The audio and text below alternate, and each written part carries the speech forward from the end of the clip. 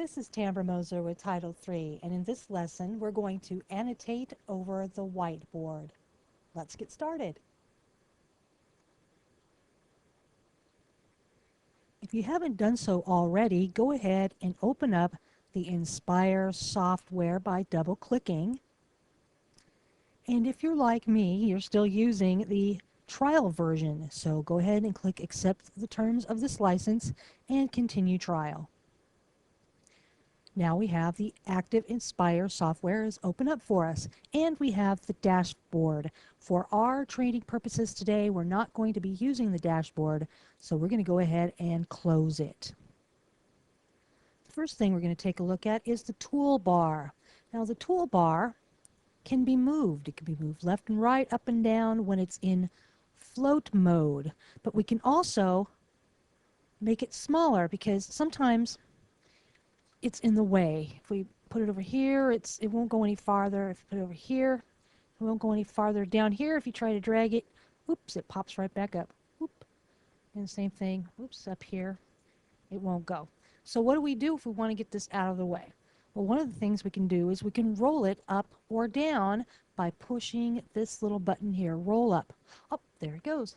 Oh, that's much smaller, and you can move it around and it will be out of the way. To roll it back down again, there, just this button, roll up, roll down.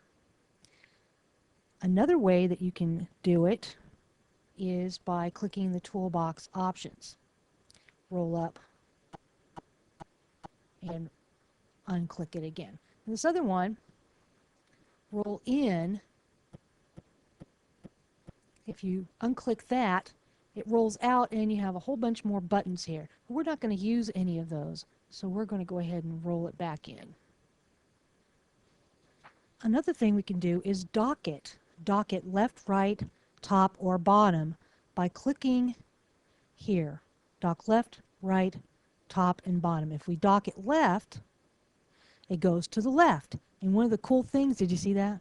One of the cool things when you dock it is that it will roll out like that, and if you want it back, all you have to do is just put your cursor over it and it'll come back out. If you want to dock it to the right, you just dock right and it does the same thing. Wait a second, and there it goes. Put your cursor back over it, it'll come back out, rolls back in, rolls out.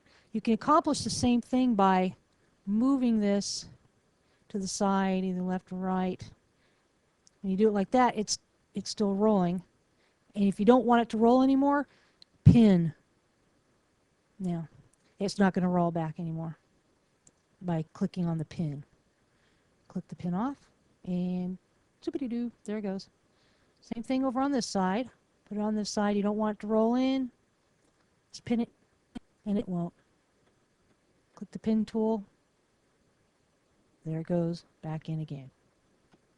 I prefer it floating. So we're going to leave it floating for the time being. So now we're going to use this as a whiteboard. Now how do you do that? Well, you can click on the pen tool. Here's the pen. And when you click on the pen, the little icon turns into a pen, and the little circle there lets you know how wide your pen width is. It's very small right now. So we'll just kind of see high. That's how wide the pen width is right now. But we can change this pen width. We can change the pen width in one of two ways. We can click on the little buttons here. It goes all the way up to 8. And you see how the width got bigger by the circle? Example. See, it's gotten wider. Or we can use the slider. And this goes all the way up to 100. Whoa, that's 100. A little circle there. We can also change the pen color. There are 8 pen colors to choose from. These are the default 8 pen colors, but you can right-click on any of the colors to change the pen colors. There are some more. How many is that? 23 here in the palette, or you have the unlimited number of colors by clicking on the little palette there, and you can change all the colors and do some custom colors as well if you choose, in addition to the 8 that you already have there. Another feature that you can use for Annotate as a whiteboard is use the highlight feature. By clicking on highlight, now your pen is transparent, or opaque I should say, and you can see through it. So we can use the highlight tool there so you can see through it. We want to change the color, use it exactly the same way as the pen. We change the pen color. Now we have orange. And if we wanted to change the width, we can change the width. Let's change the color again. And change the width. And we have all kinds of neat colors here.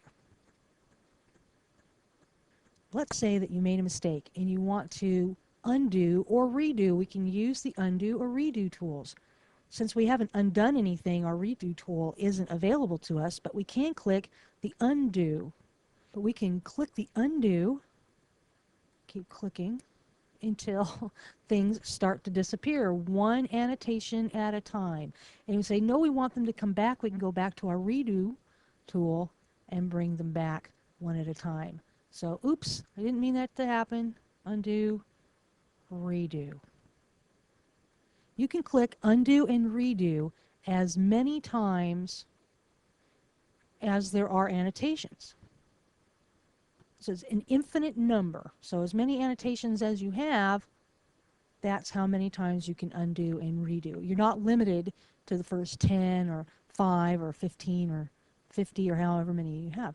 However many annotations you have, that's how many times you can undo and redo. So instead of undoing and redoing and clicking the button, you can get rid of all of the annotations all at the same time by clicking on the clear button. Clear the annotations and all of them disappear all at once. Oops, I didn't mean for that to happen. Just click the undo button and there they all are back again. Now about the eraser. Now you can erase just part or all of the annotations in one fell swoop. And this also, you see how big this is? You can change the width of that as well using the slider. Let's make it big. Let's make it 100. That's great. And let's go ahead and erase. Erase part or all. You keep your finger down and that's going to be one eraser. And when you click the undo, it all comes back again. Undo, redo, undo, redo. Just like that with the eraser. Now let's say that you want to go on and have a nice clean page. You can do that as well by clicking the next page button. Oh no, where did it go? Well, it's still there. All you've done is click a new fresh page. You click back, previous page, and your previous page is there. And this also, you can continue to create new pages and go back and back. And that is saved until you close the program and it'll ask if you want to save your flip chart. And if you do, then at that time you can go ahead and save them. But as long as you have the program open, those will remain there. So you click a new page, create a new page, a little smiley face. Create a new page and do something else. And each page remains with what you put on it. And that's all there is to do it. To close the Inspire software, all you have to do is come up here to the corner, click the X. It's going to ask you if you want to save your flip chart. And if you do, go ahead and say yes, but we're not going to at this point. No. And we are all done. To summarize what we've learned in this lesson, you can move that toolbar around by docking it or rolling it up and down. And you can also use the pen and the highlighter to annotate over the whiteboard and use various tools to erase, undo, redo, that sort of thing. One more final reminder, you can do this on using your mouse and your mouse pad or through the computer. You can use the little pen directly on the Promethean board, or you can also use slate, active slate, to draw and write and annotate over the whiteboard as well. This is Tambra Moser with Title 3, and we'll see you next time.